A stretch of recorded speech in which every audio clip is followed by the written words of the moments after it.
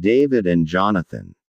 Then David fled from Naioth at Ramah and went to Jonathan and asked, "What have I done? What is my crime? How have I wronged your father, that he is trying to take my life?"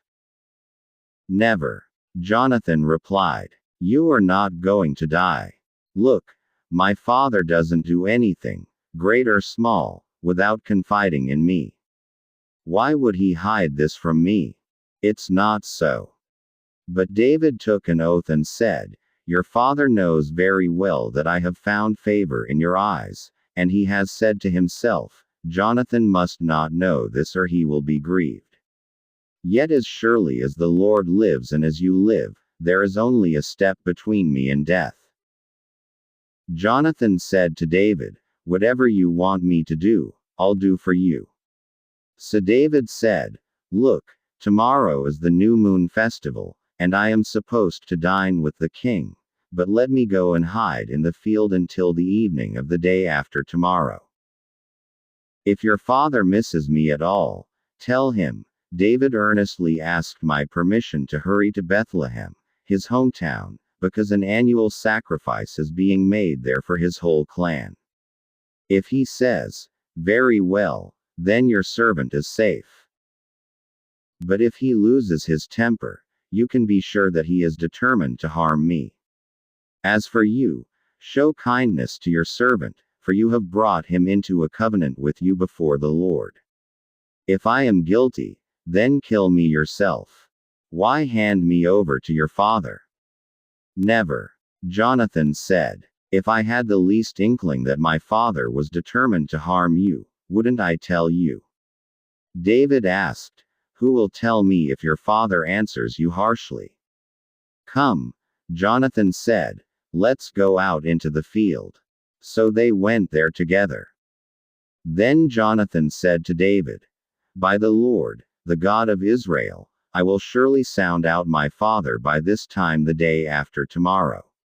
If he is favorably disposed toward you, will I not send you word and let you know? But if my father is inclined to harm you, may the Lord deal with me, be it ever so severely, if I do not let you know and send you away safely. May the Lord be with you as he has been with my father. But show me unfailing kindness like that of the Lord as long as I live, so that I may not be killed, and do not ever cut off your kindness from my family, not even when the Lord has cut off every one of David's enemies from the face of the earth." So Jonathan made a covenant with the house of David, saying, "May the Lord call David's enemies to account." And Jonathan had David reaffirm his oath out of love for him, because he loved him as he loved himself. Then Jonathan said to David, "Tomorrow is the new moon festival. You will be missed, because your seat will be empty. The day after tomorrow, toward evening, go to the place where you hid when this trouble began, and wait by the stone easel. I will shoot 3 arrows to the side of it, as though I were shooting at a target. Then I will send a boy and say, 'Go, find the arrows.' If I say to him, 'Look, the arrows are on this side of you, bring them here,' then come, because, as surely as the Lord lives, you are safe, there is no danger. But if I say to the boy, 'Look, the arrows are beyond you,' then you must go, because the Lord has sent you away. And about the matter you and I discussed, remember, the Lord is witness between you and me forever." So David hid in the field, and when the new moon festival came, the king sat down to eat. He sat in his customary place by the wall, opposite Jonathan, and Abner sat next to Saul, but David's place was empty. Saul said nothing that day, for he thought, "Something must have happened to David to make him ceremonially unclean, surely he is unclean." But the next day, the second day of the month, David's place was empty again. Then Saul said to his son Jonathan, "Why hasn't the son of Jesse come to the meal, either yesterday or today?" Jonathan answered, David earnestly asked me for permission to go to Bethlehem.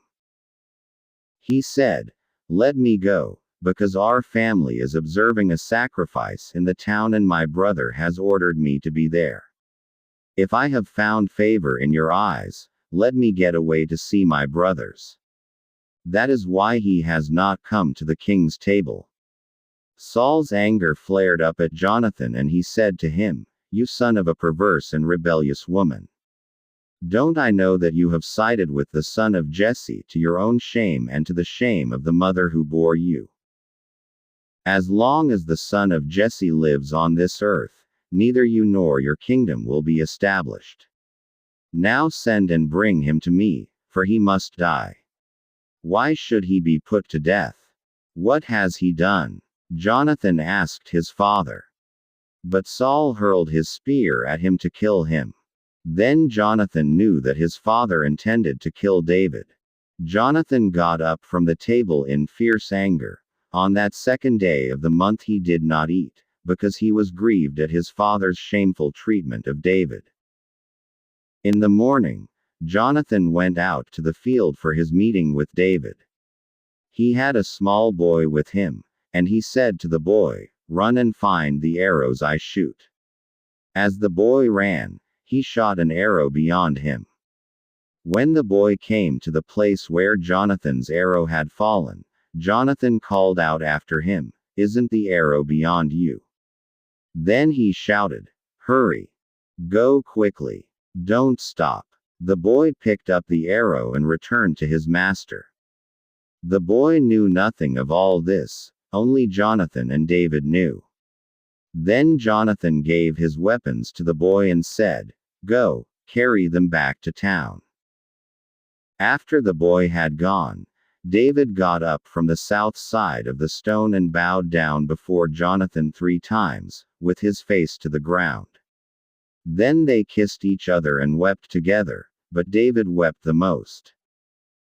Jonathan said to David, "Go in peace, for we have sworn friendship with each other in the name of the Lord, saying, 'The Lord is witness between you and me, and between your descendants and my descendants forever.'"